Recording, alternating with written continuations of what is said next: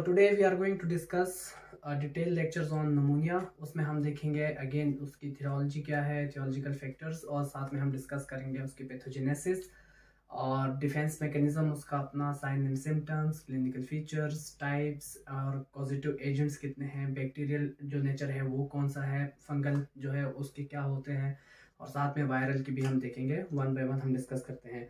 So what is pneumonia? Pneumonia is the infection or inflammation of the parenchyma, lungs parenchyma। जो lungs का हमारा parenchyma है, अगर उसकी इन्फेक्शन हो या इन्फ्लेमेशन हो, हम उसको क्या कहते हैं? नमूनिया कहते हैं।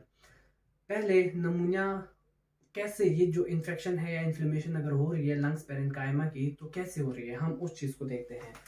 जो लंग्स पेरेंकाइमा की इन्फ्लेमेशन या इन्फेक्शन हो सकती है, उसके दो तीन कॉजेज हो सकते हैं। The first one, it should be like, it could be aspiration, या फिर हम कह सकते हैं इनहेलेशन। इनहेलेशन हो सकती है, हम बैक्टीरिया को या जो है कोई भी पॉजिटिव एजेंट है उसको हम इनहेल करते हैं, तो उसकी वजह से क्या होती है, पेरेंकाइमा का इन्फेक्शन या इन्फ्लेमेशन होता है। सेकंड जो उसका कॉज है, मेन कॉज, उसमें आता है हमारे पास, this is first. Second is aspiration. Aspiration aspiration mean कि कोई भी चीज, चाहे वो खाने की हो या पीने की हो, ठीक है, अगर वो जेटी ट्रैक में जाने की बजाय रेस्पिरेटरी ट्रैक में चला जाता है, ठीक है, तो नॉर्मली क्या होता है, कफ रिफ्लेक्स के थ्रू उसको हम बाहर ले आते हैं। अगर ना आए, ठीक है, तो वो भी लंग्स या पेरेंकाइमा जो है उसकी इन्फेक्शन या इन्फ्लेमेशन कॉज कर सकती है, ठीक है। एस्पिरेशन में जेटी कंटेंट भी हो सकता है। फॉर एग्जांपल अगर किसी को रिगर्गिटेशन हो रही है, उसकी वजह से भी हो सकता है, स्फिंक्टर उसकी लूज है, ठीक है, तो बार बार उसका कंटेंट बैक फ्लो कर रहे हैं, तो उसकी वजह से एस्पिरेशन हो सकती है, ठीक है। This is also the non cause. Okay, the third one, ये इतना इंपॉर्टेंट नहीं है, मतलब और ज्यादा कॉमन भी नहीं है, रियर है, लेकिन फिर भी हम देखते हैं स्टेफ ऑरिस। जो लोग आईवी ड्रग एब्यूजर है, ठीक है, जब वो ड्रग लेते हैं, they are just taking IV injection, और उसकी वजह से क्या होता है कि वो प्रिक करते हैं अपनी स्किन को, जिसकी वजह से बैक्टीरियल इन्फेक्शन होता है उनको, ठीक है, और वो भी क्या कॉज करता है, नमूनिया, जिसमें हम देख सकते हैं कि वो पेरेंकाइमा के इन्फेक्शन या फिर इन्फ्लेमेशन को कॉज करते हैं। ये ज्यादा कॉमन नहीं है, रियर है, बट है, ठीक है, उसको कंसीडर करना है। ओके, इन सारी चीजों को कैसे हम अवॉइड कर सकते हैं? हमारा अपना डिफेंस मैकेनिज्म क्या है रिलेटेड टू द लंग्स, ठीक है। हम देखते हैं कि सबसे पहले ये जो बने हैं हमारे पास, this is our epithelial line and we have pseudostratified columnar epithelium.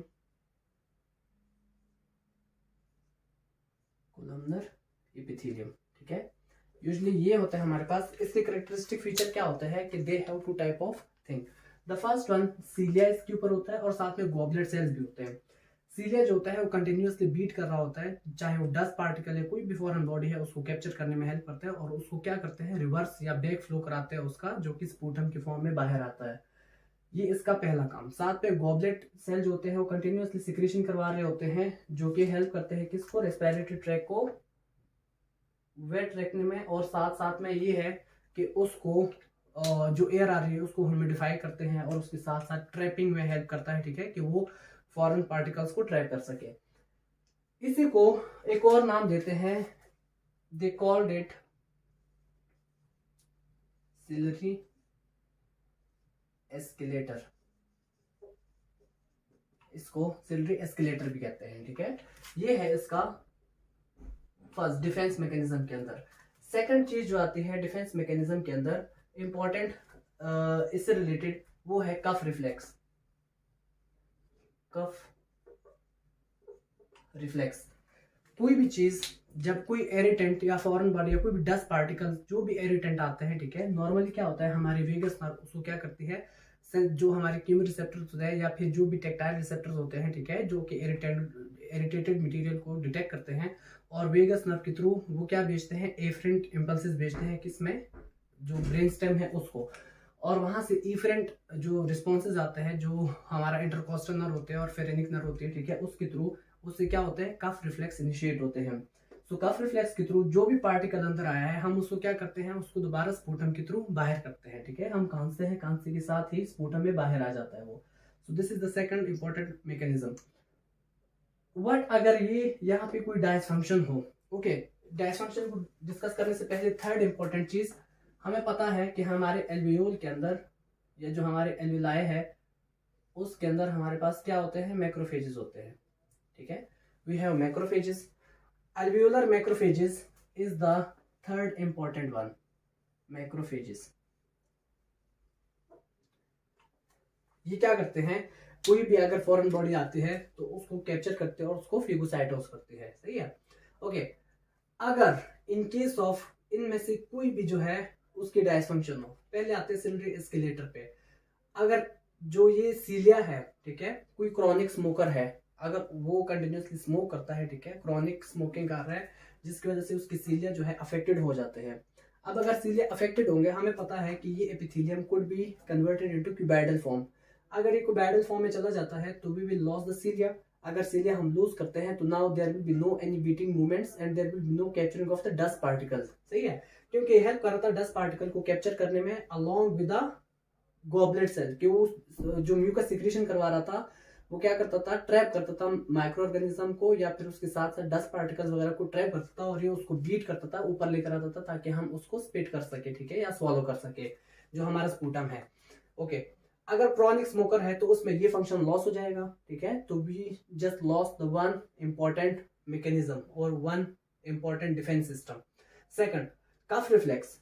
Cough reflex, अगर कोई बंदा है जो कि अल्कोहलिज्म हो, ठीक है, वो क्रॉनिक अल्कोहलिक हो और वो उसके साथ साथ ये है कि कोई भी वो एंटीटेसिव कफ ले रहे हो, जैसे हाइड्रोक्सीमिथॉर्फिन है या फिर कोई भी और एनाल्जेसिक भी हो, जैसे हाइड्रोकोडेन है, मॉर्फिन है, कोडेन है, ठीक है, ऐसे ड्रग्स अगर ले रहा हो तो क्या करते हैं, वो सप्रेस करते हैं जो कफ सेंटर्स होते हैं, ठीक है, उसको क्या करते हैं, वो उसको डिप्रेस कर देते हैं, there will be no any cough responses. अगर कफ नहीं होगा, अगेन क्या होगा, अकमुलेशन होगी and we are unable to cough और स्पिट इट आउट, सही है, तो अगेन प्रॉब्लम। थर्ड, मैक्रोफेजेस, ठीक है, ये अल्वेओलर मैक्रोफेजेस है, ये तो प्रेजेंट ही होते हैं, ठीक है। इसके साथ साथ एक और इम्पोर्टेंट जो है वो ये होते हैं एंटीबॉडी, लेकिन कौन से एंटीबॉडी, एंटीबॉडी स्पेसिफिकली IgA। जितनी भी हमारे म्यूकस है, ठीक है, म्यूकोजल लाइनिंग है, स्पेसिफिकली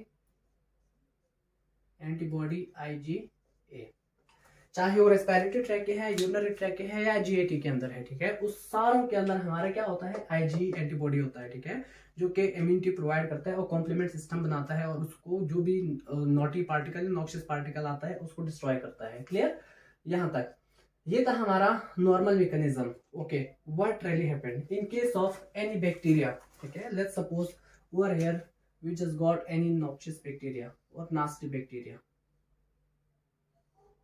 गुस्से में है बहुत भाई साहब, ठीक है, ये क्या करता है, ये रिलीज करता है endotoxin, endotoxin. As a result of endotoxin, this endotoxin will destroy alveolar membrane, सही है।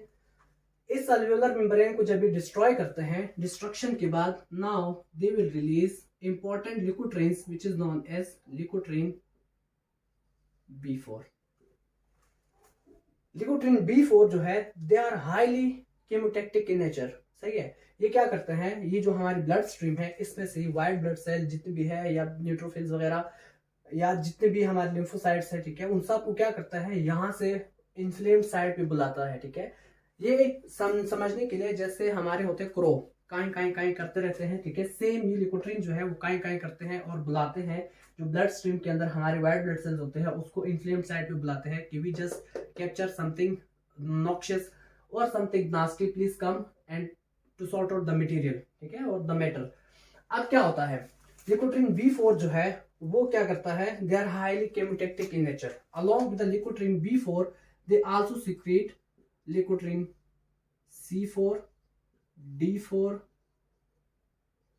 And leukotriene E4।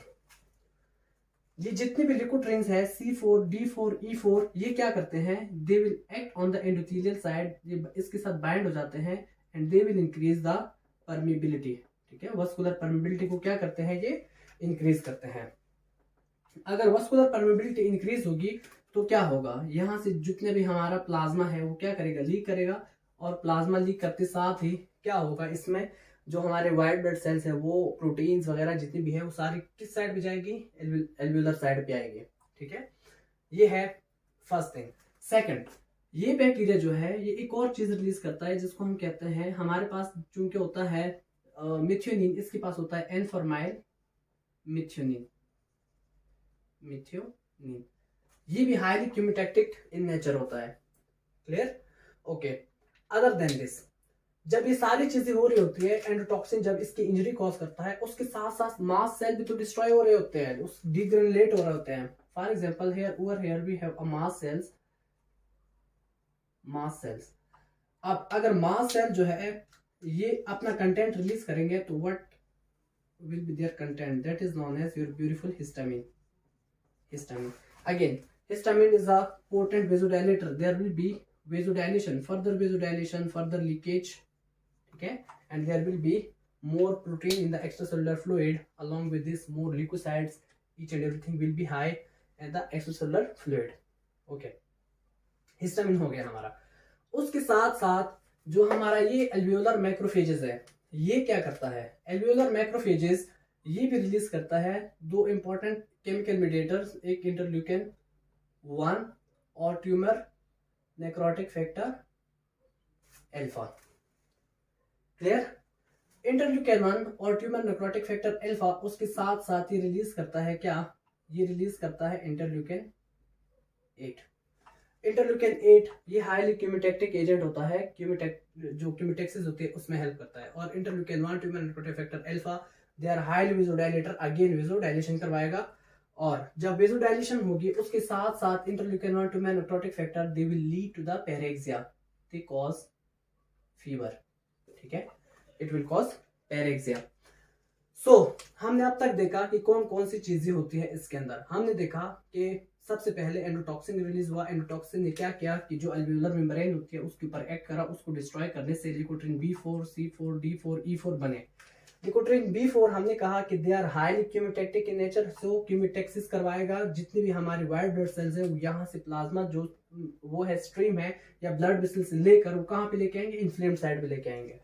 उसके साथ leukotriene C4, D4, E4 they are highly vasodilator and they are highly bronchospasmodic. जो स्मूथ मसल्स होते हैं Broncos, अब हम देखेंगे जो हमारे स्मूथ मसल होते हैं ब्रोंकियोल के, उसके ऊपर लग के ये क्या करते हैं, ब्रोंकोस्पाज्म कराते हैं, ठीक है। So there will be shortness of breath also. जब हम साइन एंड सिम्टम देखेंगे हम उसमें डिस्कस करेंगे कि कैसे ये शॉर्टनेस ऑफ ब्रेथ कॉज कराता है, ओके। ये हो गया है। उसके साथ साथ हमने देखा कि मास सेल भी साथ डिग्रेनुलेट हो रहा होता है, और एन फॉर्माइल मिथ्योनिन जो है वो भी हाईली क्यूमिटेक्टिक इन नेचर होता है, और मास सेल जब डिग्रेनुलेट होता है तो ये क्या कॉज करता है, हिस्टामिन रिलीज करा देता है। हिस्टामिन की रिलीज की वजह से again there will be vasodilation, if there is a vasodilation there will be accumulation of the fluid, ठीक है। और साथ में प्लाज्मा प्रोटीन भी आएंगे, और उसके साथ साथ जितने भी हमारे वो है लिम्फोसाइट्स है, चाहे वो मैक्रोफेजेस है, जो भी है वो सारे आएंगे किस साइड पे, इन्फ्लेम्ड साइड पे, okay. Other than this alveolar macrophages interleukin 1 tumor necrotic factor alpha they are causing parexia, और साथ में interleukin 8 रिलीज कर रहे हैं। interleukin 8 is highly cumulative in nature. Up to this clear? Okay. Now we are going to discuss main important 4 things. Let's suppose this is our alveoli over here and here we have a blood supply. जैसे कि हमने कहा कि यहाँ पे क्या हो रही है, highly रिच फ्लूइड आ रहे हैं किस साइड पे, इन्फ्लेम्ड साइड पे आ रहे हैं, ठीक है, वाइट ब्लड सेल वगैरह आ रहे हैं। So the very first stage जिसमें वेसोडाइलेशन होती है और कीमेटेक्सिस के थ्रू आते हैं white blood cells inflamed side पे, और जितने भी प्लाज्मा प्रोटीन है वो भी आते हैं, ठीक है, और अकम्युलेशन होती है। This stage is known as congestion, congestion, और it last for 1 to 2 days, 1 से 2 दिन तक रहता है।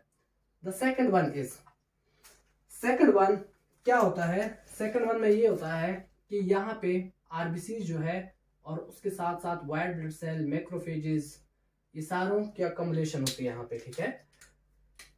Let's suppose over here we have a biconcave RBCs and along with this we also have a fibrin sheet, fibrin भी होता है इसके ऊपर, और उसके साथ साथ मैक्रोफेजेस भी होता है। Let's suppose we are somewhere macrophages, ठीक है। And this thing is known as, the whole thing fibrin, white blood cells. Along with this we have a red blood cell. This is known as red hepatization. The second stage will be red hepatization. Red hepatization, and it will last for 3 to 4 days. अब ये जितना भी fibrin इसके ऊपर आया है, white blood cells इसके अंदर, रेड ब्लड सेल है इसके अंदर, प्लाज्मा प्रोटीन्स है इसके अंदर, ठीक है, और ये पूरा क्या हो रहा है, यहाँ पे सॉलिडिफिकेशन हो रहा है, सॉलिड हो रहा है, and this solidification is known as consolidation. So this is the portent sign of pneumonia कि कंसोलिडेशन हुई होती है वहां पे. क्यों? क्योंकि फाइब्रिन वहां पे है, आरबीसीज है वहां पे, प्लाज्मा प्रोटीन्स है वहां पे, सारी चीजें वहां पे ट्रैप हुई पड़ी है, ठीक है, और वो सॉलिड फॉर्म में आ जाते हैं, उसको हम क्या कहते हैं, consolidation. Okay. The third stage is gray hepatization. Gray hepatization is nothing but this is the destruction of the RBCs, or it will last for the 4 to 7 days. And the last one is resolution. 4 is resolution. Resolution में क्या होता है?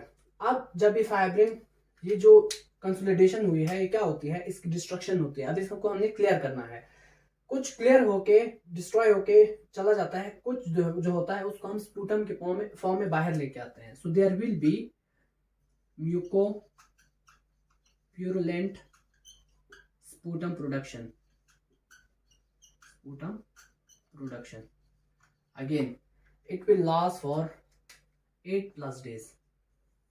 सही है. 8वें दिन या 8वें दिन से ऊपर ये सारी चीजें हमें दिखाई देती है किसमें, निमोनिया के पेशेंट के अंदर. ठीक हो गया है. ये है इसकी पैथोजेनेसिस. और अब हम चलते हैं इसके, देखते हैं कॉजेस क्या है. ठीक है, पैथोजेनेसिस क्लियर हो गया है. अगेन हमने देखा कि देयर आर 4 स्टेजेस.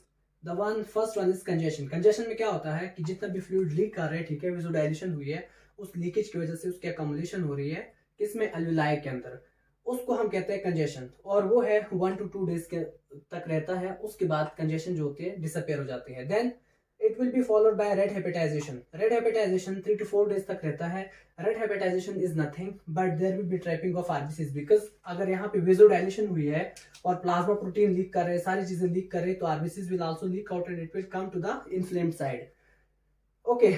अदर उसके साथ साथ रेड हेपेटाइजेशन के अंदर ही फाइब्रिन वगैरह जो होता है वो भी बन जाता है शीट इसके ऊपर, माइक्रोफेजेस होते हैं इसके अंदर, और सारे प्लाज्मा प्रोटीन सारी चीजें इसके अंदर होती है, और दे विल बी सॉल्टिफाइड. अगर यहाँ पे सॉल्टिफिकेशन हो जाए तो the term is known as, for solidification is known as consolidation. ठीक है. लोबर निमोनिया जो होता है उसके अंदर मोस्ट कॉमनली सीन किया जाता है इसको.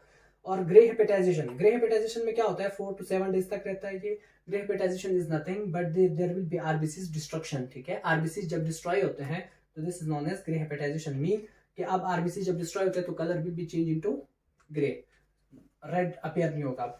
Resolution, resolution will be, there will be destruction of this consolidation. जब ये डिस्ट्रॉय होता है तो कुछ जो होता है मटेरियल वो किस में आता है, स्पूटम के फॉर्म में आना शुरू हो जाता है. ठीक है, और उसको हम म्यूकोप्यूरुलेंट स्पूटम प्रोडक्शन कहते हैं, और ये 8+ days तक रहता है. ठीक है, मतलब ये अपेयर होता है एट द 8 और 9-10 डे. ठीक है, और उसके बाद जाके स्पूटम की प्रोडक्शन होना शुरू हो जाती है 8वें 7 9वें या 10वें दिन तक. ठीक है, ये है इसकी पैथोजेनेसिस. अब